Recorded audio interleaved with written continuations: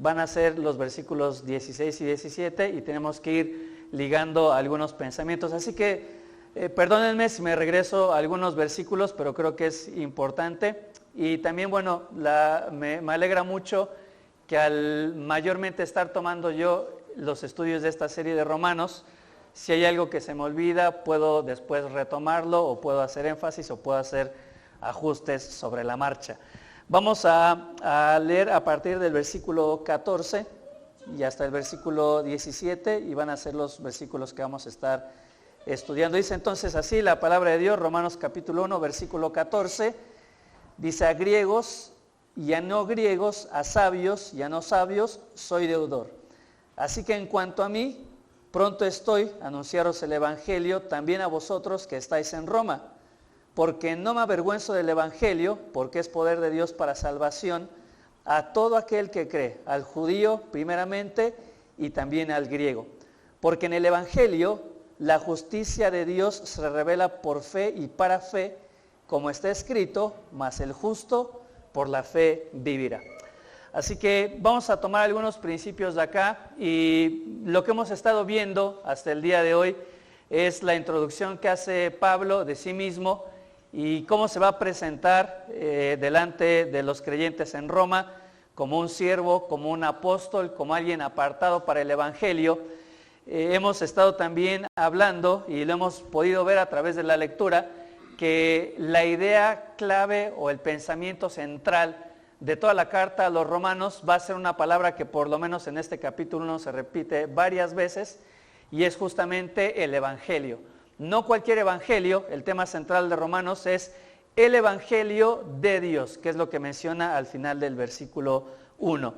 Y en estas últimas semanas hemos estado viendo algunas características del verdadero Evangelio para que realmente, y es el deseo de mi corazón, que a la luz de estos versículos tú puedas evaluar si creíste en el verdadero Evangelio o si has creído en un Evangelio diferente y has vivido engañado, porque hay evidencias muy claras, ¿no?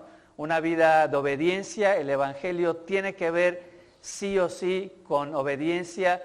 Evangelio que no se traduce en una vida de obediencia no es el Evangelio de Dios.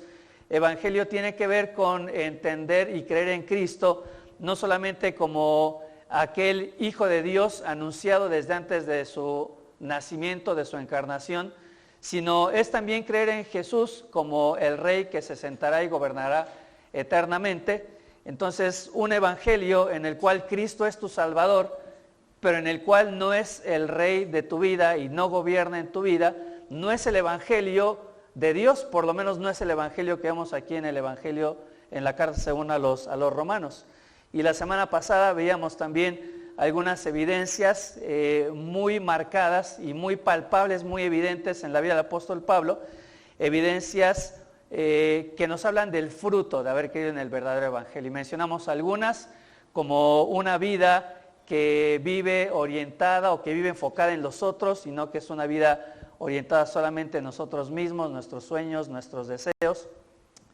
Y hablamos acerca de unas cuantas evidencias más, ¿no? Y hoy vamos a retomar esta parte porque creo que la proclamación del Evangelio es invariablemente una evidencia de que creemos en el verdadero Evangelio. Si un Evangelio que no te lleva a la obediencia es un falso Evangelio, si un Evangelio en el cual Cristo es tu Salvador pero no tu Rey es un falso Evangelio, un Evangelio, escucha bien, que no te lleva a evangelizar, sería también un falso evangelio. Y lo vamos a ver aquí a través de estos versículos. Pero me gustaría que puedas entender algo. Mi intención no, porque lo he estado repitiendo varias veces y me causa temor, mi intención no es hacerte dudar de tu salvación. Porque lo hemos mencionado muchas veces, creer en el verdadero evangelio, evidencias del verdadero evangelio. No, mi intención no es con mis palabras hacerte sentir mal o que dudes de aquello en lo cual tú dijiste creer, pero la realidad es que sí, mi deseo es que podamos ser confrontados con la palabra de Dios y que realmente podamos evaluar en dónde estamos parados. Y si de todos modos piensas que es tratar de espantarte, bueno, honestamente prefiero espantarte y llevarte a que pienses en cuál es tu situación delante de Dios, a darte una falsa expectativa de que por estar en este lugar, por ponerte una playera de cristiano o decir que un día alguien te hizo hacer una oración, por eso te vas a ir al cielo. Prefiero la parte de espantarte a generarte esta falsa idea y expectativa, y que el día que Dios te llame a cuentas, descubras que solo fue una oración y que no fue fe en el verdadero evangelio. Comenzamos entonces ahí en el versículo 14, voy a retomar algunos conceptos de acá. Y mira, cuando nosotros pensamos en el evangelio, tenemos que entender que no es suficiente solamente con conocer el evangelio, ¿sí? Conocer el evangelio no nos alcanza. No es suficiente tener el evangelio o tener los conceptos o tener la teología del evangelio en tu cabeza, tampoco es suficiente delante de Dios. Saber responder a preguntas que tienen que ver con el evangelio, memorizar versículos que tienen que ver con el evangelio, hablarles a otros acerca del evangelio no es suficiente y no nos alcanza. Porque el evangelio no es solamente para que nosotros lo tengamos en nuestra mente, el evangelio es invariablemente para que nosotros hagamos algo con el evangelio. Somos delante de Dios mayordomos de aquello que nosotros recibimos, de las buenas nuevas de salvación. Seguramente tú recordarás esta parábola en Marcos capítulo 25, la parábola de los talentos, ¿la recuerdan? Que dice que vino un hombre y tenía ahí algunos criados o algunas personas que trabajaban para él, y a uno dio cierta cantidad de talentos, a otro dio cierta cantidad de talentos y a un tercero dio también talentos. Y dos de ellos invirtieron lo que habían recibido, pero otro de los mayordomos, ¿qué fue lo que hizo con los talentos? Hizo un hoyo en la tierra y los guardó y los excavó ahí. Pues sabes, el evangelio que nosotros recibimos es justamente como haber recibido una gran cantidad de dinero muy grande, una herencia sumamente grande. Tan grande que ni siquiera podríamos expresarla en términos humanos. Haber recibido el evangelio es haber recibido el tesoro más grande que una persona jamás podría haber llegado a recibir. Pero ¿sabes algo? Este tesoro que nosotros recibimos no es para que hagas un hoyo en el piso, para que lo escondas y lo guardes. Este tesoro que hemos recibido, que tú y yo hemos recibido, no es para que nos lo gastemos en nosotros mismos, sino para que lo podamos invertir. Muchos de nosotros, si tuviéramos esta noticia de que alguien nos dejó una herencia, no necesitas ser un gran sabio, ni un gran ecónomo, ni un gran empresario, para entender que eso que tú estás recibiendo no es para que lo metas abajo del colchón hasta que te mueras. No necesitas ser un sabio y un crack de las finanzas para entender que eso que recibiste esa herencia no es para que te vayas al mall o al supermercado y te lo gastes todo en una semana. Te aseguro que muchos de nosotros sin mucha capacidad financiera, ¿qué haríamos? Voy a buscar cómo invertir este dinero para que me genere ganancias o para que me genere un rédito. Entonces, cuando nosotros pensamos en el evangelio, tenemos que entender que es algo tan valioso que nosotros recibimos y que lo que tenemos que hacer en un sentido espiritual es tomar el tesoro del evangelio y, si quieres pensarlo así, ponerlo en la bolsa de valores espirituales para que un día le entreguemos buenas cuentas a aquel que nos lo dio, que nos entregó el evangelio. Y en estos, mira, por lo menos en estos primeros 3 versículos, en los versículos 14, 15 y 16, encontramos algo que muchos pastores y predicadores lo han denominado como los 3 yo soy, como los yo soy de Juan, pero en estos versículos, 14, 15 y 16, vas a encontrar los 3 yo soy del apóstol Pablo. En el versículo 14, lo vas a ver muy claramente, dice a griegos y a no griegos, a sabios y a no sabios, y allí está el primero yo soy, que dice, soy deudor. Y tiene que ver, con la obligación del apóstol Pablo de compartir el evangelio. Después en el versículo 15 Dice así que, a continuación, en cuanto a mí, ese es el segundo yo soy, pronto estoy para anunciar el Evangelio, y continúa el versículo, y esto tiene que ver con su urgencia al compartir el Evangelio. Y en el versículo 16 encontramos el tercer yo soy.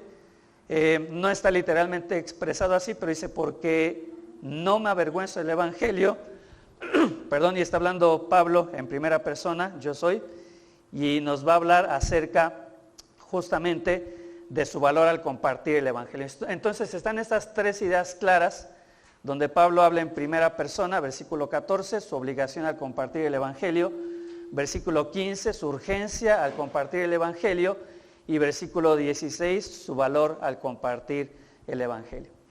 Me gustaría analizar un poquito el versículo 14, porque creo que es necesario. Y mira, cuando nosotros, hay ciertas palabras que cuando nosotros las mencionamos en la iglesia, y sobre todo yo de manera personal, hay ciertas palabras que las menciono y te puedes dar cuenta que inmediatamente son palabras que causan incomodidad en la gente. Muchos creyentes hoy en día, espero que no seas tú, que no sea tu caso, le tienen fobia a ciertas palabras. Te menciono algunas. Muchos creyentes le tienen fobia a la palabra obligación. Muchos creyentes le tienen fobia a palabras como requisitos. Hace unos meses, con el equipo de trabajo, les dijimos, bueno, chicos, mujeres, todos aquellos que estamos sirviendo a Dios, debemos entender que hay requisitos que se exigen de nosotros, ¿no? Y algunos dentro del equipo, perdón, lo tomaron bien, pero para otros es como que causa esto, ¿no? Causa fobia. ¿Cómo que tenemos que cumplir requisitos para poder servir, ¿no? ¿Qué otra palabra nos causa fobia? Obligación, requisitos, responsabilidad. Es tu responsabilidad como hijo de Dios hacer esto. Y todos estos términos nos hacen sentir a algunos extremadamente incómodos. La palabra compromiso, tienes que comprometerte. No son palabras cómodas, no son palabras populares y nos causan todos estos sentimientos, ¿no? Muchos cuando escuchan esto, o si yo hablara contigo y te dijera tienes que comprometerte, tienes que cumplir con ciertos requisitos, tienes la obligación de hacer esto como cristiano, como parte de la iglesia, muchos de ustedes no me bajarían de fanático o de legalista. Y hay gente que me lo ha dicho, honestamente, no muchos, gracias a Dios, pero yo sé que hay gente de la iglesia que piensa, todos tus requisitos eres un legalista, eres un fanático. Son imposiciones, me han dicho, siento que lo que dices son imposiciones. Y vivimos en tiempos donde se exalta de manera totalmente errada y descontextualizada la idea de libertad en Cristo. Lo has escuchado, ¿no? No me puedes exigir porque yo tengo libertad en Cristo. No me puedes presionar porque yo tengo libertad en Cristo. Entendida de una manera poco bíblica. Pero cuando nosotros leemos este versículo, por lo menos el versículo 14, podemos entender con mucha claridad que Pablo no le tenía miedo a estas palabras, al compromiso, a la responsabilidad, a las obligaciones, a los requisitos. ¿Qué dice Pablo en el versículo 14? Dice, a griegos y a no griegos, a sabios y a no sabios, ¿soy qué? ¿Soy qué? Perdón. Deudor. ¿Ves? Él entendía que tenía un compromiso, él entendía que tenía una responsabilidad, él entendía sin darle vueltas al asunto que tenía una obligación grande que tenía que cumplir. Estas palabras que yo te mencioné no le causaban a Pablo la más mínima impresión o la incomodidad porque él mismo se asumía, él mismo entendía sus responsabilidades, él mismo entendía su obligación. Y cuando leemos este versículo 14, me gustaría que entendamos qué significa y las responsabilidades y las obligaciones que esto implica. En primer lugar, mira, esto implica, o este versículo nos habla de una responsabilidad personal, ¿sí? ¿qué dice Pablo? A griegos y a no griegos, a sabios y a no sabios, soy deudor. ¿Ves? No utiliza Pablo una expresión a griegos y a no griegos, como hijos de Dios somos deudores. A griegos y a no griegos, todo aquel que es discípulo del Señor se convierte en un deudor. ¿Qué dice Pablo? A griegos y a no griegos, a sabios y no sabios, soy deudor. Él entendía el evangelio como una responsabilidad y como una obligación personal. Él se sabía deudor. Y fíjate qué interesante, a la mayoría de nosotros creo, o por lo menos a mí, si hay una palabra que sí me causa fobia, es la palabra deudor, o la idea de ser deudor. Tengo, no sé si gracias a Dios o gracias a mis tonterías, un crédito que estoy pagando y no sabes cómo en ocasiones hay noches que digo, ya no quiero tener esta deuda, ¿cómo hago para salir de esta deuda? La palabra deudor me incomoda mucho.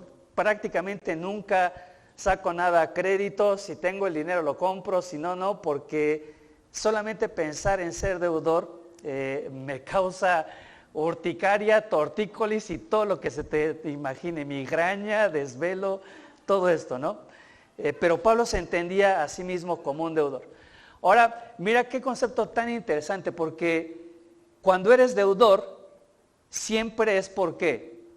Por un compromiso que tú asumiste con algún banco o con alguna persona o compraste algo y a cambio de eso adquieres una deuda.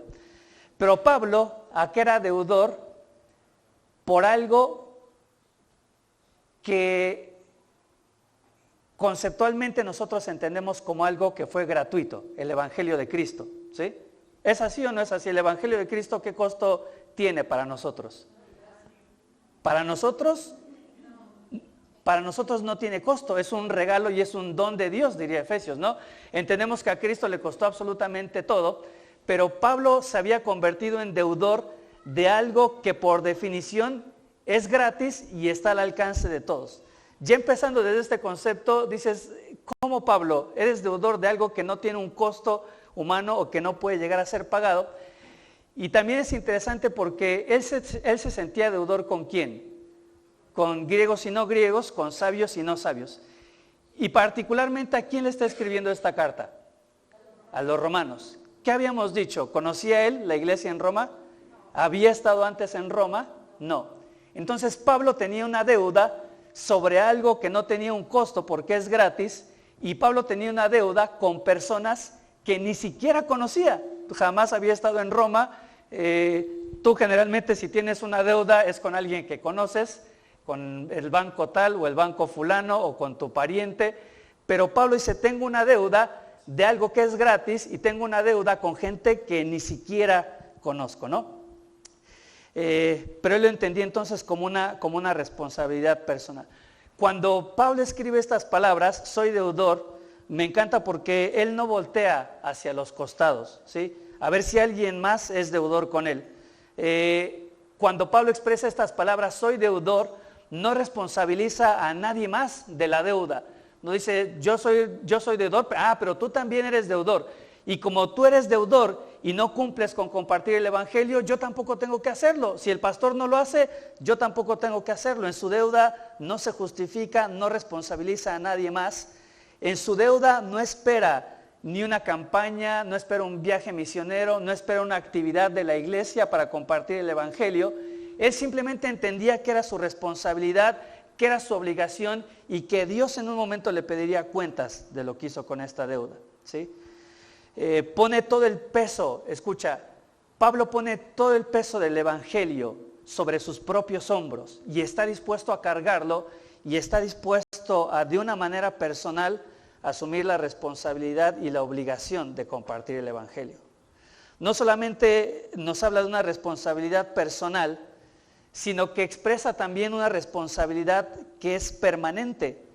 Porque Pablo no dice a griegos y a no griegos, a sabios y no sabios, fui deudor o seré deudor, o en ciertos momentos soy deudor de griegos y no griegos, de sabios y no sabios, sino que Pablo va a utilizar una conjugación en tiempo presente y más específicamente una conjugación en tiempo presente continuo, ¿sí? No fui deudor ni seré deudor, Este verbo marca, escucha bien, un estado continuo, constante y permanente de una obligación y de una deuda, ¿sí? Pablo se entendía a sí mismo como deudor en todo lugar. Pablo se sentía como un deudor en todo tiempo. Qué sentimiento tan grande y qué sentimiento tan horrible, ¿no? Porque tú dices, bueno, en algún momento voy a salir de mi deuda y me voy a liberar, ¿no? Y vas a quedar limpio de eso. Pero imagínate la carga que Pablo mismo había puesto sobre sus hombros. Yo soy el deudor. ¿Y cuándo soy deudor? Continuamente, todo el tiempo. Estoy caminando en un viaje, soy deudor. Mientras estoy acostado y estoy descansando, sigo siendo deudor. Mientras estoy comiendo, sigo siendo deudor.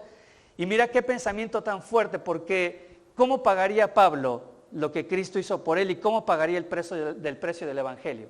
¿Es pagable? No. Entonces era una deuda que se entendía como permanente, es una deuda que él asumía como constante.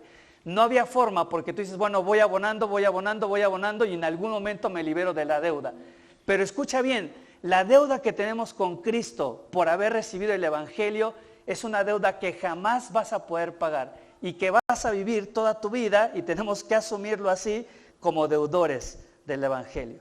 Ahora mismo eres un deudor. Tú estás sentado acá, estás disfrutando o a lo mejor estás sufriendo la predicación, pero mientras estás sentado o sentada y escuchando, tienes que entender o tenemos que entender lo que el apóstol Pablo decía: soy deudor y la paso bien y canto alabanzas a Dios, lo disfruto, pero al mismo tiempo soy consciente que tengo una deuda y que es una deuda permanente y que es una deuda que jamás voy a poder pagar, ¿sí?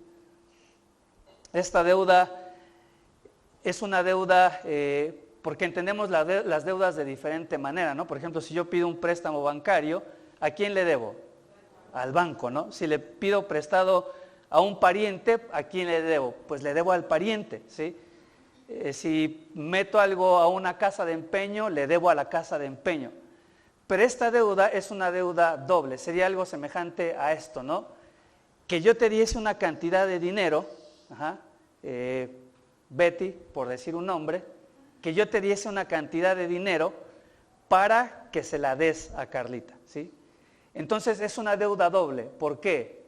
Porque está endeudada, porque tiene mi dinero, y hasta que no le entregue el dinero a su destinatario final, sigue teniendo una deuda. Betty tendría una deuda conmigo por tener mi dinero y tendría una deuda con Carlita hasta que no le entregue el dinero que yo le mandé.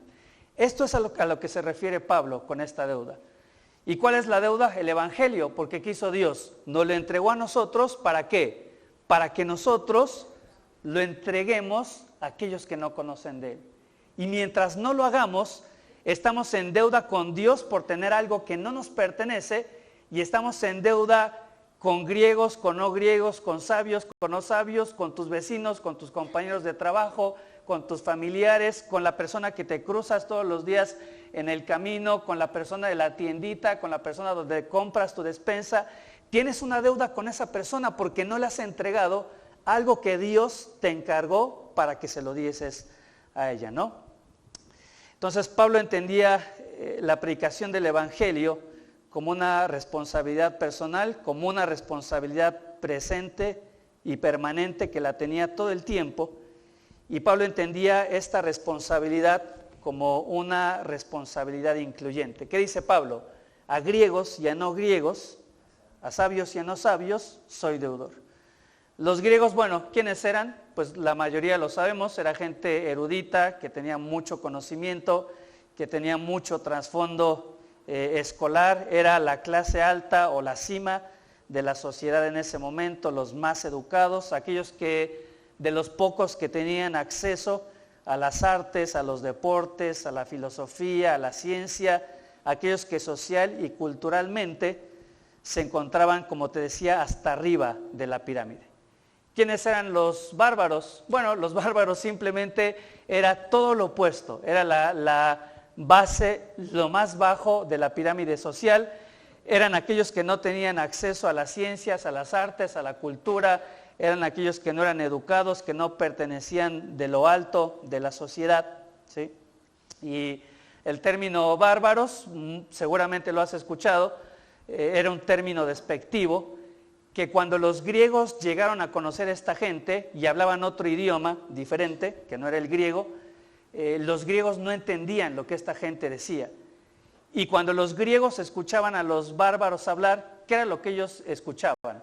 Sonidos. Lo que ellos escuchaban era bra, bra, bra, bra, bra.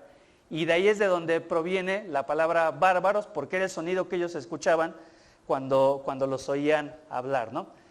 Pero fíjate, cuando Pablo dice acá a griegos y a no griegos, a sabios y no sabios, es una responsabilidad o es una obligación incluyente, porque no hace distinción. Pablo se sentía deudor con aquellos que estaban en la punta y en la cima de la pirámide social, pero también se sentía deudor con aquellos por quienes quizá la mayoría de la gente en su tiempo no daría lo mínimo por ellos. Pablo abarca absolutamente con estos dos grupos, griegos y sabios y bárbaros, Pablo abarca todos los estratos sociales, absolutamente todos los estratos sociales que existían. Simplemente, en la mente de Pablo, no había nadie para él que no fuese candidato al Evangelio. En la mentalidad de Pablo, diría probablemente lo siguiente: si respira, tengo la obligación de compartirle el Evangelio. No importa su estrato cultural o social. Si respira, tengo que compartirle el Evangelio. Obviamente esto nos lleva a pensar, o nos llevaría a pensar, ¿a qué tanto entendemos nuestra deuda con todos los estratos sociales y con toda la gente que nos rodea? Es porque quizás te es fácil y me es fácil sentirme deudor del Evangelio con aquellos a quienes de mi familia aprecio o me caen bien, ¿sí? Pero no me siento deudor de llevarle el Evangelio a, voy a decir algo muy hipotético que nunca se ha escuchado, va a ser novedad, no me siento deudor a compartirle el Evangelio a mi suegro o a mi suegra, ¿no? Es nuevo, ¿no? Para ustedes, esto no se da. Pablo decía, no, si respira, tengo una deuda con esta persona, ¿sí? Sea tu suegro, tu suegra, tu nuero, tu nuera, tu yerno, ya ando diciendo barbaridades, ¿no? Como los bárbaros. Con tu vecino que te cae bien, pero con tu vecino o tu vecina que no soportas, tienes una deuda. Con tu jefe que te cae bien y que te da todos los permisos y que te la llevas bien campechana porque te entiende, eres deudor, pero con el jefe que te explota, que te negrea, que te humilla por ser cristiano, eres deudor también, ¿sí? Con los que son de tu clase, pirurris y acomodada, eres deudor, ¿sí? Pero con aquellos, yo iba a decir el nombre de una colonia, pero capaz que me venden de esa colonia y mejor. Pero con aquellos que vienen de una colonia que se considera peligrosa, que no te meterías, adivina qué, tienes exactamente la misma deuda, ¿sí? Tienes la misma deuda, tenemos la misma deuda con la gente que vive en Querétaro, como con los indígenas que viven en Michoacán, y por eso hacemos un viaje y por eso vamos allá, porque somos deudores. Aunque muchos quizá piensas que no tienes una deuda con los purépechas, y cuando se anuncia el viaje dices, no, pues que paguen los que tienen que pagar su deuda porque yo ni los conozco ni les voy a pagar nada, ¿no? Pablo entendía todos estos conceptos del Evangelio. Era una responsabilidad o era una obligación personal, era una responsabilidad o una obligación permanente que no se libraba ni se libraría de ella, y era una responsabilidad o una obligación incluyente absolutamente con cualquier persona. Y tristemente, ¿sabes? Yo estoy prácticamente seguro que en tu mente y en tu corazón hay alguien que sientes que no le debes absolutamente nada y que evitarías compartirle el Evangelio. Bueno, tenemos que entender que a griegos y a no griegos, a sabios y no sabios, somos deudores. No es suficiente, como te decía, conocer el Evangelio, ni conocer los versículos, ni conocer la teología, ni responder preguntas cuando se te pregunta acerca del Evangelio, ¿sí? Tenemos que hacer algo con el Evangelio. El Evangelio es para hacer algo con él, para invertirlo, ¿sí? Y una cosa es ¿cómo lo expreso? Una cosa es entender que tenemos una obligación. Espero que todos entendamos esta parte. Una cosa es entender que tenemos la obligación y la responsabilidad. Y otra cosa es cumplir con nuestra obligación y con nuestra responsabilidad. Y otra cosa todavía más diferente es saber que tenemos una responsabilidad, cumplir con esa responsabilidad o esa obligación que tenemos y cumplir con esa responsabilidad que tenemos lo más pronto posible y de la mejor manera posible, que es lo que dice el versículo 15. No se queda en el concepto teológico en la mente de Pablo. Dice, así que, ¿qué dice? En cuanto a mí, tú haz lo que quieras hacer, tú sabes que tienes una deuda, tú sabes que la tienes que pagar, toma tu decisión, pero en lo que corresponde a mí, en cuanto a mí, ¿qué dice? Pronto estoy a anunciaros el Evangelio, también a vosotros que estáis en Roma, ¿sí? Y acá hay un concepto que siempre me ha gustado de este versículo, y es la idea o la frase, pronto estoy, anunciaos el Evangelio. Esta palabrita o esta frase o esta idea de pronto estoy, obviamente proviene de una idea en griego que está formada por dos palabras o por una partícula y una palabra, que sería en griego próximos. Yo sé que para ti eso no va a significar absolutamente nada, pero tiene que ver con dos cosas o con dos principios. Puede traducirse con poner el espíritu, o sea, cuando Pablo dice pronto estoy, significa poner el espíritu o poner el furor o poner la pasión o poner la entrega por delante, ¿sí?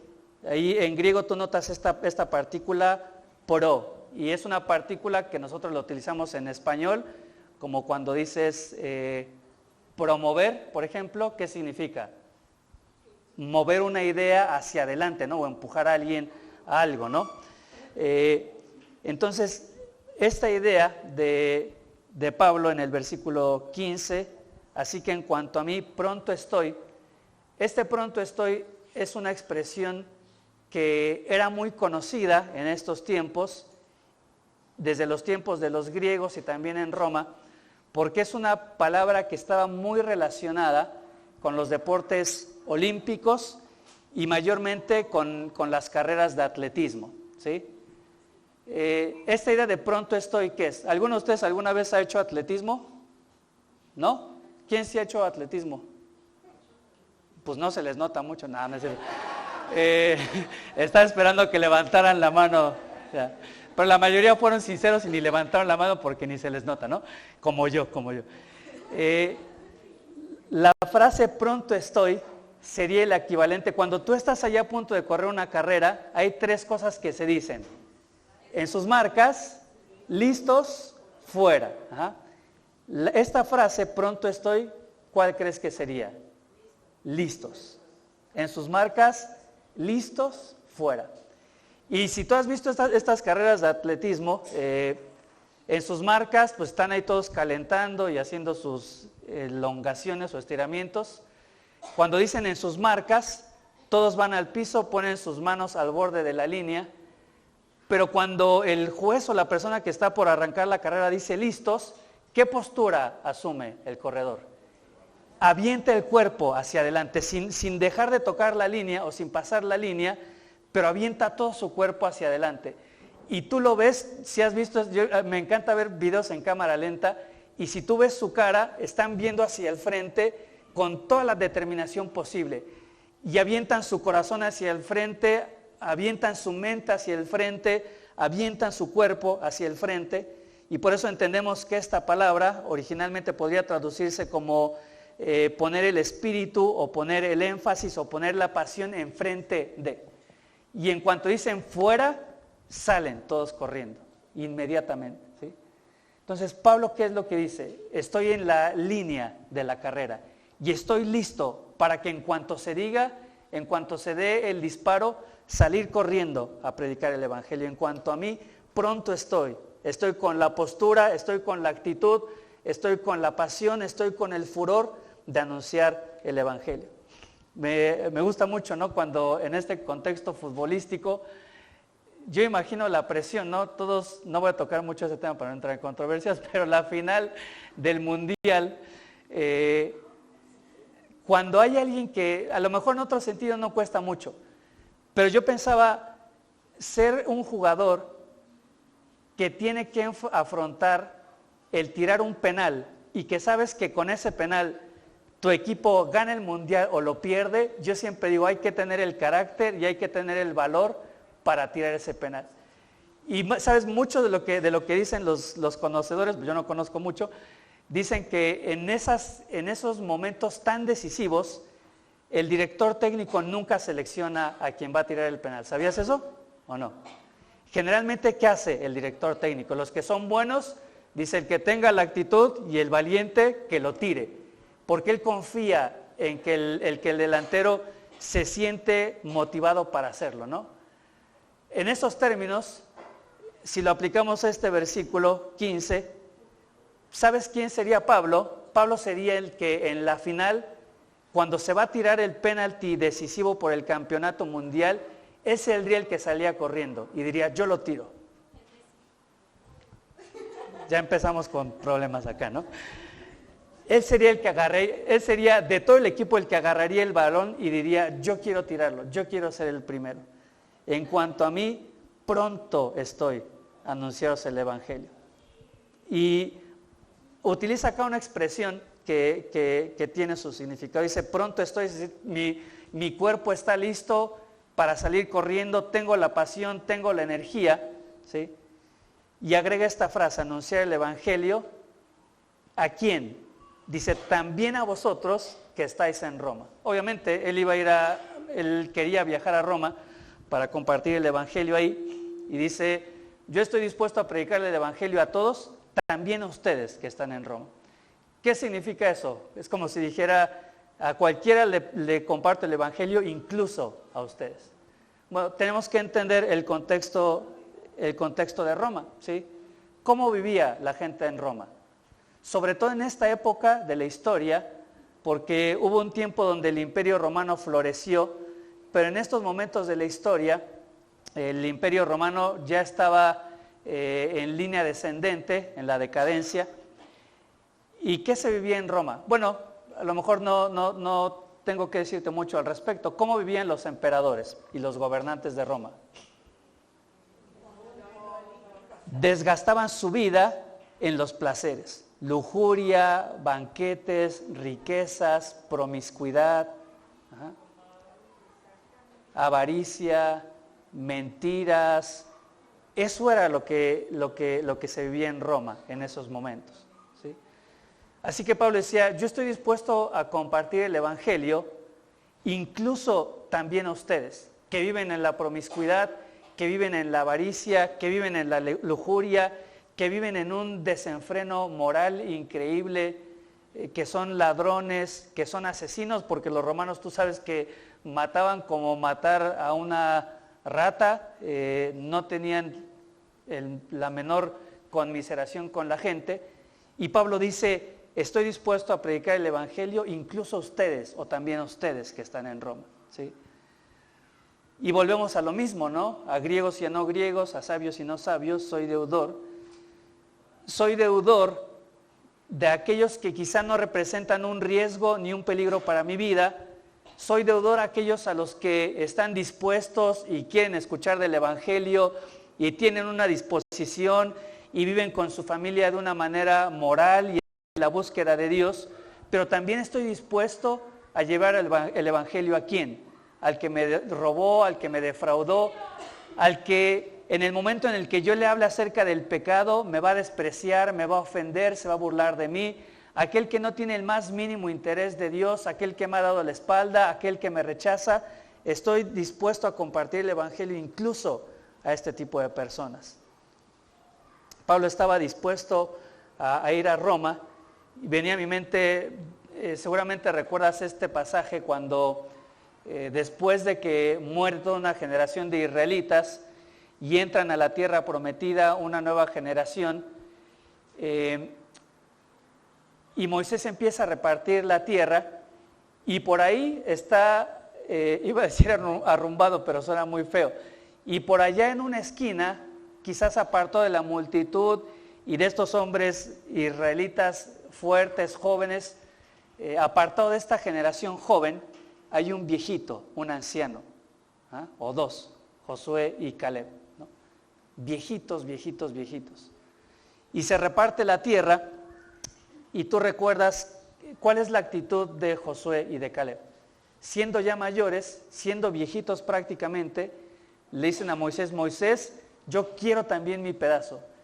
Y así como me ves, que no soy muy atlético, ni hago carreras ni nada de eso, yo voy a pelear y voy a luchar por la tierra que Dios tiene para mí. Me vino a la mente esta actitud de Josué y Caleb, sin importar su edad, y listos para seguir conquistando lo que Dios tenía para ellos. Pablo era así. Él era el primero. Si fuera grupo de comunicados de la IBM Querétaro, Pablo sería siempre el primero que se anota en la lista.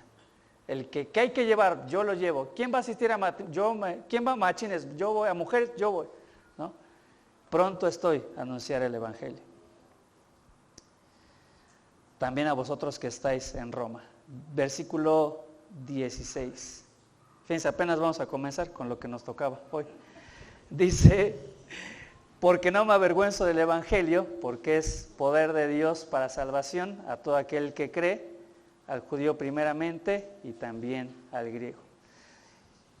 Mira, vemos una motivación tremenda en Pablo para compartir el Evangelio. Ves en el versículo anterior, en el versículo 16, no solamente tendríamos que pensar en cómo vivía la gente en Roma y la disposición que Pablo tenía de predicar el Evangelio, incluso en esos lugares donde había tanta pecaminosidad. Por un lado eso, pero no podemos perder de vista, aparte del estilo de vida en Roma, no podemos perder de vista lo que había vivido Pablo hasta ese momento en su vida. Y tú lo sabes: naufragios, persecución, amenazas de muerte. Y muchos podrían pensar, creo que lo decíamos la semana pasada: Pablo, ¿de verdad estás dispuesto? O sea, predicar este mensaje prácticamente te ha costado tu vida, te ha costado sufrimiento, te ha costado dolor, te has ganado muchísimos enemigos. Los judíos te persiguen para quitarte la vida. El gobierno está tras de ti porque estás causando conflictos. Pablo, ¿de verdad quieres seguir con esto? Ve cómo está la gente en Roma, ve cómo vive esa sociedad. ¿De verdad quieres continuar con esto? Y Pablo diría: pronto estoy en sus marcas, esperando a que alguien me diga listo para salir corriendo. Entonces, evidentemente había algo que movía el corazón de Pablo, que le impulsaba a no mirar las circunstancias en Roma, a no mirar las circunstancias que él había vivido. Era una fuerza que lo impulsaba y lo empujaba y no lo dejaba estar tranquilo ni sentado. Él tenía sí o sí que predicar el Evangelio. Por eso dice: no me avergüenzo del Evangelio. Y sabes, a lo que tendríamos que llegar sería, si hay algo que impulsa a Pablo, si él tiene un motor o una fuerza que lo lleva a predicar el Evangelio, si yo entiendo cuál es esa fuerza y cuál es ese impulso y cuál es la motivación que Pablo tenía para predicar el Evangelio, entonces, ¿qué voy a hacer yo? Exactamente lo mismo que hizo Pablo. ¿Sí me siguen o ya se me durmieron? Cuando no me responden es porque ya o no están entendiendo, ya se durmieron. Si yo descubro en estos versículos cuál es la fuerza y cuál es el impulso y cuál es el motor que llevaba a Pablo a predicar, ¿qué tendría que suceder conmigo? Tendría que tener el mismo impulso, la misma fuerza, el mismo motor, y tendría que estar dispuesto a hacer lo que hizo el apóstol Pablo, ¿sí? ¿Cuál era ese motor o qué lo impulsaba o qué lo movía? Dice: no me avergüenzo del Evangelio porque es ¿qué? Poder de Dios para salvación. Y me gustaría ponerlo en estos términos. Quizás nadie mejor que Pablo entendía el poder transformador que el Evangelio tenía. No se lo contaron, no lo escuchó en una predicación ni en un anuncio en las redes sociales. Ven a conocer el poder de Dios. No lo movía el haber escuchado testimonios de lo que Dios hizo en la vida de otras personas para transformarles. ¿Qué es lo que lo movía? Su propia experiencia de cómo Dios con su poder había transformado su vida, ¿sí? Y eso era lo que lo impulsaba, eso era lo que lo movía. Y eso tendría que ser lo que nos motive y lo que nos mueva y nos impulse también a nosotros, ¿sí? Aunque predicar el Evangelio tenga que ver con problemas, tendríamos que hacerlo. Pablo utiliza entonces esta expresión, no me avergüenzo del Evangelio, porque es poder de Dios para salvación. Y esta también probablemente te la sabes, la palabra poder es una palabra en griego, dunamis, donde después, palabra que muchos años después, este hombre Alfredo, ¿sí es Alfredo Nobel? El que descubrió la pólvora, porque no lo apunté acá, no tú no, el otro. ¿Sabes? Cuando este hombre, Alfred Nobel, descubrió la pólvora, no sé si te sabes esa historia, bueno, la dinamita más bien, o la nitroglicerina, fue porque él estuvo haciendo experimentos y en un accidente, los compuestos químicos que él tenía explotan y uno de sus hermanos que estaba ahí en el laboratorio muere, ¿sí? Y Alfred Nobel descubre el poder destructivo que tenía la nitroglicerina. Entonces él busca, él ve el desastre que causó su descubrimiento y cuenta la historia que él buscó un nombre que representara el poder destructivo y explosivo que tenía la nitroglicerina. ¿Y qué nombre le puso? Bueno, esta misma palabra que vemos en el versículo 16, poder, ¿sí? Y de ahí surge el nombre de dinamita. Y Pablo utiliza esta palabra para referirse al Evangelio, la fuerza más poderosa del universo. Es una fuerza mucho más poderosa que el sol, es una fuerza mucho más poderosa que un tsunami, mucho más poderosa que un terremoto, mucho más poderosa que un volcán. No hay absolutamente nada en la Biblia que se le conozca como el poder de Dios más que el Evangelio. Tú conoces todo el relato de la creación, conoces los eventos más grandes y los milagros más grandes en las Escrituras y a nada, escucha bien, a nada de eso, a la resurrección de Lázaro, al diluvio, absolutamente a nada de eso se le conoce como el poder de Dios. ¿El poder de Dios qué es? El Evangelio. Eso es el poder de Dios. Y no hay absolutamente nada que se le pueda resistir. No hay un estilo de vida pasada que digas, es que tú no conoces cómo fue mi estilo de vida. Bueno, el Evangelio es más poderoso que eso. No hay argumento que sea más poderoso que el Evangelio. No hay argumento que le pueda decir, es que no sabes lo que estoy viviendo, no sabes lo que fue mi vida. Nada, absolutamente nada, es más poderoso que el Evangelio. Tu pasado, sea cual sea, no es más poderoso que el Evangelio. Tu resistencia a la palabra de Dios no es más poderosa que el Evangelio. El Evangelio tiene poder. Y Pablo había vivido todo esto.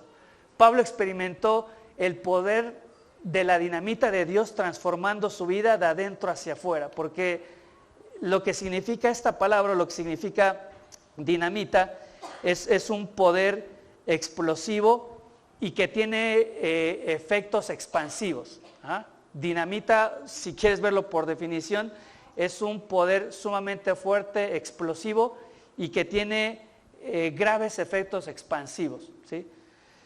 Y la transformación que Dios hace, o este poder al cual se refiere Pablo, es esa explosión en su interior que hace que, como una onda expansiva, todo lo demás en su vida sea transformado. No es una explosión que solamente surge en su interior, no es algo inmediato que solamente ocurre en el instante de la explosión, sino que tiene efectos expansivos que alcanzan muchísimo, ¿sí? Entonces, este poder del Evangelio transformó su vida por completo. Cuando Pablo está de regreso a Jerusalén, yo no sé si tú recuerdas este pasaje, Pablo no va solo, tiene que ser acompañado. ¿Por qué? Porque él sabía que muchos de los creyentes en Jerusalén podrían pensar que la visita de Pablo podría ser una trampa y que lo que iba a hacer Pablo iba a ser lo que siempre estaba acostumbrado a hacer, arrestar cristianos, torturarlos, meterlos a la cárcel y aprobar su muerte. Claro, ¿por qué Pablo tiene que ir acompañado? Porque el Pablo que antes existía, nadie creería jamás los cambios que tenía en su vida, ¿sí? Nadie si tú vieras al Pablo de antes y vieras a este nuevo Pablo, no habría forma humana en que tú lo reconocieras. Es totalmente otra persona. No hay forma en la que este Pablo sea el mismo Pablo que perseguía a la iglesia, que mataba a los creyentes. Y ese es el efecto poderoso y ese es el efecto expansivo del Evangelio, de la palabra de Dios. No hay nada literalmente que se le pueda resistir. Ahora escucha bien esto. Si no has experimentado este poder,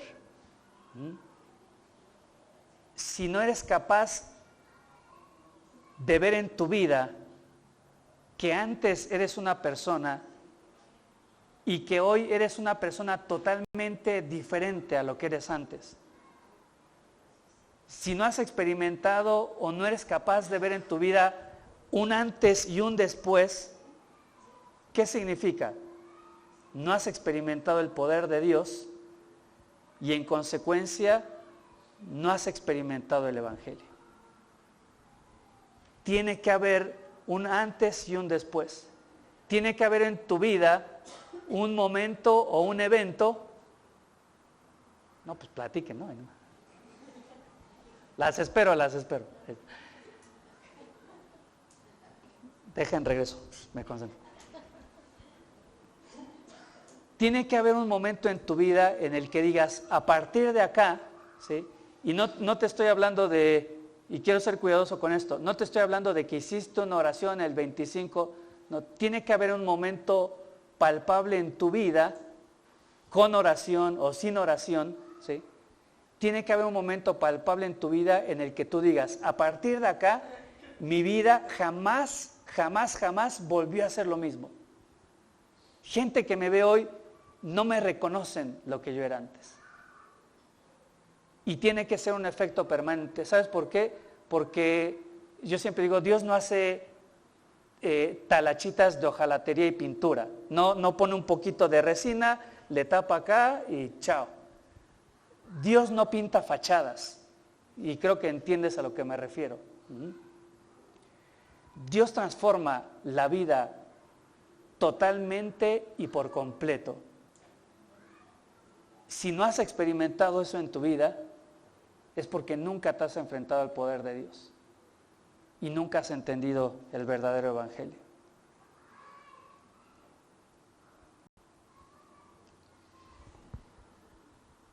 Obviamente, eso movía el corazón de Pablo, eso movía su voluntad. Ver cómo Dios había hecho literalmente una nueva persona desde cero, era lo que movía a Pablo a llevar el Evangelio a griegos, a no griegos, incluso en Roma, incluso a pesar de todo lo que él había vivido, y estaba en la línea de meta esperando la oportunidad para salir corriendo a predicar. Entonces, ¿adivina qué? Si esa necesidad, si no vemos el compartir el Evangelio como una responsabilidad y como una obligación, podría ser síntoma o sinónimo de ¿qué? De que no has sido enfrentado con el Evangelio. Y como no ha sido una experiencia real en tu vida, y quizás has tenido cambios temporales, quizás te has esforzado por cambiar tu moralidad, quizás te has esforzado por venir a la iglesia y piensas que eso es suficiente, quizás porque ya no pecas como pecas antes, quizás porque groserías que decías antes ya no lo dices y piensas que eso es el poder transformador de Dios, pero la realidad es que no es. Si no has experimentado una transformación profunda interna de adentro hacia afuera, tendrías que considerar si fuiste expuesto al verdadero Evangelio, al poder del Evangelio o no. Y por esto, bueno, Pablo dice, no me avergüenzo del Evangelio. Esta idea de no avergonzarse, mira, a lo mejor tú podrías decir, no es que, bueno, yo no comparto tanto, pero tampoco es que me avergüenzo del Evangelio. O sea, si me preguntan, muchos dicen, si me preguntan, yo les digo, no me da pena, no me da vergüenza decirlos. Bueno, cuando Pablo utiliza esta expresión, no me avergüenzo del Evangelio, debemos entender que va más allá del simple hecho de cuando me preguntan, yo lo digo, no tengo problema. No avergonzarse del Evangelio tiene que ver con más que eso. Me encanta porque encontré bueno, tampoco es que me esforcé mucho, busqué el significado de vergüenza y dice, es la turbación del ánimo ocasionada por la conciencia de alguna falta cometida o por alguna acción deshonrosa. Pablo decía, yo no encuentro absolutamente nada de deshonroso, ninguna falla ni nada absolutamente malo en compartir el Evangelio. Es también la turbación del ánimo ocasionada por humillarse, por timidez o encogimiento y que frecuentemente supone un freno para actuar o expresarse. ¿Qué significa? Que el frenarte, ¿sí? Poner un freno o no expresar el Evangelio, literalmente significaría avergonzarte del Evangelio. No sé si me explico, no es solamente decir, no, jamás yo diría que me da vergüenza el Evangelio. Pero en el momento en el que tú te retraes, en el momento en el que tú te frenas, en el momento en el que no lo estás expresando, ¿sí? Y a lo mejor la pregunta sería en esta semana, ¿cuántas veces expresaste el Evangelio? Y si no lo hiciste en esta semana, literalmente te avergonzaste del Evangelio, aunque tú digas, no me da vergüenza. Pero el no expresarlo lleva implícita la vergüenza del Evangelio. Pero con Pablo no era así. No me avergüenzo del Evangelio porque es poder de Dios para salvación a todo aquel que cree. Y después dice al judío primeramente y también al griego. Lo que vimos en el versículo anterior, a griegos y a no griegos, está hablando en un contexto cultural. Cuando hace esta otra comparación, al judío primeramente y también al griego, está hablando en una esfera del ámbito espiritual o religioso. Los judíos predominantemente se declaraban judaizantes por religión, así que en pocas palabras Pablo dice, no importa cuál sea tu estrato social, no importa cuál sea tu cultura, griego, no griego, sabio, no sabio, no importa tampoco cuál sea tu contexto religioso, ya seas judío o seas griego, el Evangelio es poder de Dios para salvación. Y vamos terminando, 5 minutitos, con el último versículo, versículo 17. Este versículo, te repito, bien podríamos considerarlo como el corazón del libro de Romanos y como la clave para entender el verdadero Evangelio. Dice el versículo 17, porque en el Evangelio la justicia de Dios se revela por fe y para fe. Como está escrito, mas el justo por la fe vivirá. Hay varios conceptos aquí profundos, pero me gustaría llamar tu atención a un concepto que es clave para entender el Evangelio, y es el concepto de la justicia de Dios, porque en el Evangelio la justicia de Dios se revela, ¿sí? Si no entendemos lo que es la justicia en el sentido bíblico, estrictamente bíblico, jamás vamos a llegar a entender lo que es el Evangelio. Ahora, hay muchas definiciones para justicia y hay definiciones sociales, políticas, legales de lo que es la justicia. Escuché esta definición y es una definición sumamente sencilla y sumamente clara. La justicia podría ser definida como esto: tener conformidad con un estándar, ¿sí? No te revuelvo con muchas definiciones y muchas palabrerías. La justicia prácticamente sería eso, estar en conformidad con un estándar. Y el contexto de esta palabra, en el contexto bíblico, tenía que ver con un contexto mercantil. La gente iba a los mercados, iba a comprar sus productos y decían, dame 500 gramos de trigo o 500 gramos de cebada. ¿Y qué tenían los del mercado? Tenían una báscula, ¿sí?, donde ponían en un lado los 500 gramos de grano, de cebada, de trigo o lo que fuera, y del otro lado, ¿qué ponían? Una pesa, que podía ser incluso una piedra, ¿sí?, que pesaba ¿cuánto? 500 gramos. Y por lo tanto, justicia es eso, estar en conformidad con un estándar. Es decir, los 500 gramos de trigo tenían que estar en conformidad con la pesa que marcaba que pesaba 500 gramos. ¿Sí?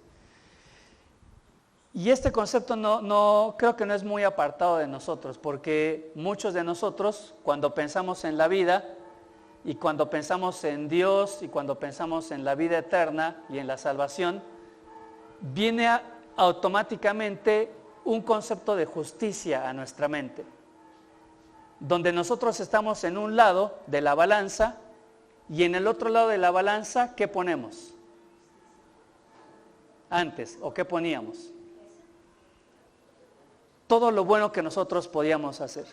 Mi religiosidad, mis buenas obras, y nuestra forma de pensar nos decía que debería de existir una conformidad con la balanza. Es decir, si bien mi vida está llena de pecado y de cosas que desagradan a Dios, pero si en el otro lado de la balanza tengo una conformidad de buenas obras, de buenas acciones, de religiosidad, de espiritualidad, de idas a iglesia, de lectura, de oración, ¿cuál era nuestra esperanza? Que si hay una conformidad, el día que yo muera, ¿qué va a pasar? Pues Dios, que es misericordioso y amoroso, si trato de mantener la balanza más o menos equilibrada, me va a dar chance de entrar al cielo, ¿sí? Pero no entendemos que de un lado de la balanza estamos nosotros, pero del otro lado de la balanza, ¿qué está? ¿O quién está? Dios, ¿sí? Y de este lado de la balanza, del lado de la balanza de Dios, ¿qué encontramos? Nada más y nada menos que la perfecta santidad de Dios.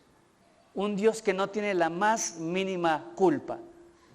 Un Dios que es moralmente perfecto, ¿sí? Yo no sé si alguna vez han ido al doctor, alguno, y los han pesado. Sí, a ver, levanten la mano. No se nota. No es cierto. Ya no les voy a decir eso. No sé si alguna vez te tocó pesarte. Yo me acuerdo algunas varias veces que fui con los niños y los pesaron a ellos y después me pesaron a mí. ¿Te ha tocado eso? Te subes a la balanza y como antes se pesó un niño chiquito, en cuanto te subes a la balanza, ¿qué pasa? ¡Ting! Se bota totalmente, ¿no? Porque el niño pesa 10 y yo ya ando en mis 90, pues no, ni cómo, ¿no? Y la balanza sale, bueno, no sale porque está ahí detenida, pero se escucha el golpe de la diferencia de pesos, ¿sí? Ahora, velo desde la perspectiva de Dios. Un Dios totalmente perfecto, santo, en el cual no hay ni la más mínima culpa, ni el mínimo error, ni el mínimo fallo. Un Dios que no es solamente santo, sino que es 3 veces santo. Y tú te subes del otro lado de la balanza.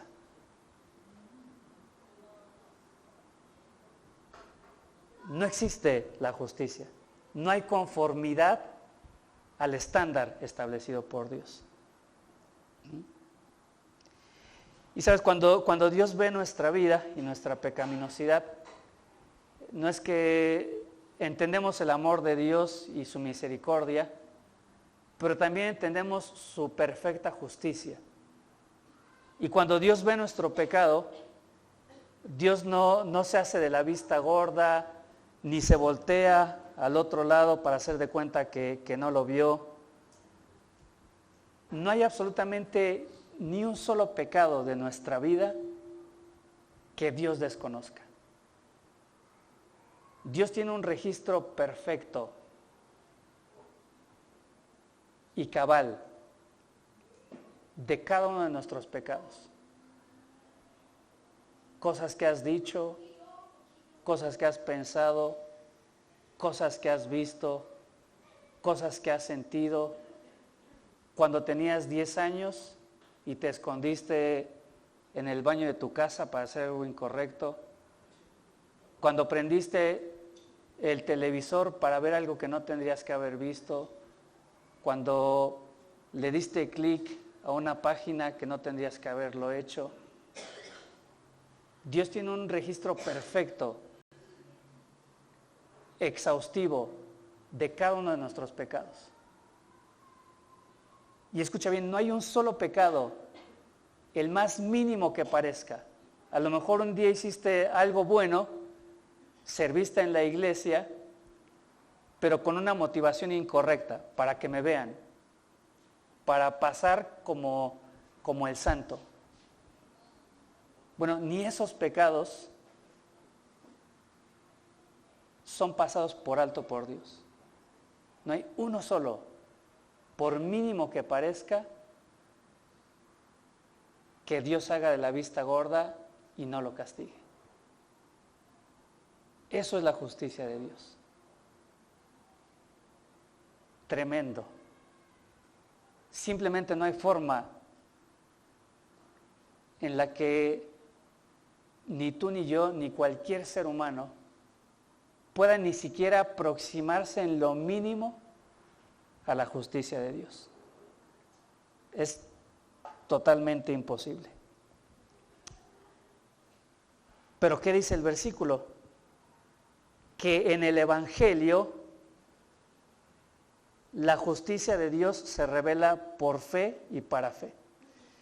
Y mira, después Pablo va a citar un versículo de Habacuc 2, versículo 4, que dice aquí: aquel cuya alma no es recta se enorgullece, mas el justo vivirá por la fe.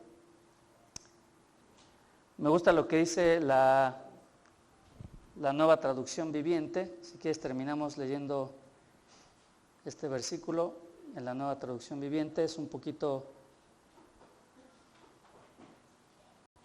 más entendible, en la traducción en lenguaje actual.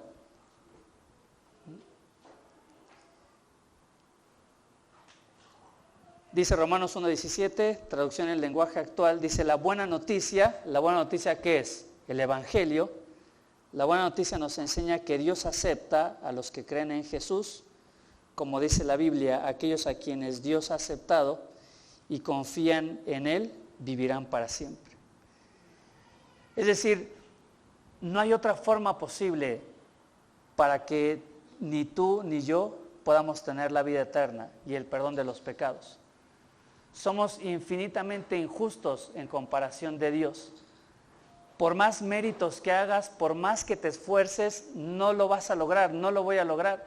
Y te decía hace unos instantes, y creo que este es uno de los más grandes riesgos, que hacemos cosas que nos hacen sentir justos delante de Dios. Hacemos cosas en las que pretendemos justificarnos, y te decía, bueno, como antes engañaba y desde que vengo a la iglesia ya no engaño, soy más justo delante de Dios. Como antes decía malas palabras y ahora ya no digo esas palabras, siento que eso es suficiente y que eso me hace más justo delante de Dios. Siento que venir a una iglesia o leer la Biblia o ir a un estudio, eso es lo que me justifica delante de Dios. Siento que como ya no peco tanto y ya no peco con tanta gravedad como lo hacía antes, eso es lo que me justifica delante de Dios. Siento que como antes iba a una iglesia o a una religión donde no se predicaba el Evangelio y ahora sí estoy viniendo a la iglesia y soy de la IBM Querétaro, pienso que todas esas son razones y me voy llenando la cabeza y me voy llenando el corazón con esta idea. Entre más cosas haga, eso es porque soy más justo delante de Dios, sin entender que no importa lo que hagamos, jamás seremos justos delante de Dios. Y por eso Pablo dice, la única oportunidad, ¿cuál es? No podemos ser justos. La única oportunidad que tenemos para la salvación de nuestras almas, ¿cuál es?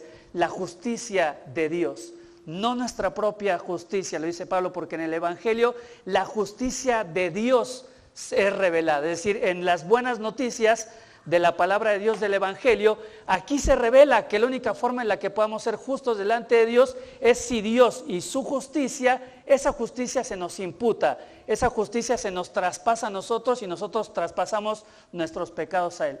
Y esto se recibe ¿cómo? Solamente como lo dice ahí, y esto es por fe y para fe. Como está escrito, mas el justo, dice, por la fe vivirá, o aquel que tiene fe vivirá para Dios. Muy bien. Cierro. Faltaron algunas cosas, pero acuérdense que esto es el prólogo. Mira, lo que dice a partir de acá, de este versículo, a partir del versículo 18, va a comenzar a desglosar la justicia de Dios. Acá solamente hizo una mención y nos echamos un buen rato. Bueno, a partir de los siguientes versículos, Pablo va a ir desglosando lo que significa la justicia y cómo opera el Evangelio para justificar al hombre por medio de la fe. Oramos. Querido Dios, te damos gracias por este tiempo. Dios, ayúdanos a entender que no hay nada que pueda hacernos justos delante de ti, que hay una diferencia abismal entre el estándar que tú pusiste y a lo que nosotros podemos aspirar en nuestra vida, ni porque seamos cristianos, ni porque seamos de esta iglesia, ni por más que haya ciertos cambios en nuestra vida y no hagamos cosas que hacíamos antes, nada de eso sirve para justificarnos delante de ti. Si pensamos que venir a la iglesia o, como decimos, hacer cierta oración nos justifica delante de ti, no hacemos otra cosa que engañarnos, Dios. La única forma en la que podemos ser justos es cuando por fe aceptamos esa justicia que solo proviene de ti. Dios, sigue obrando en nuestros corazones, ayúdanos a seguir entendiendo estos conceptos que son vitales para la salvación de nuestra alma, y Dios, que tú traigas claridad a la mente y al corazón de cada uno de nosotros. En nombre de Jesús, amén.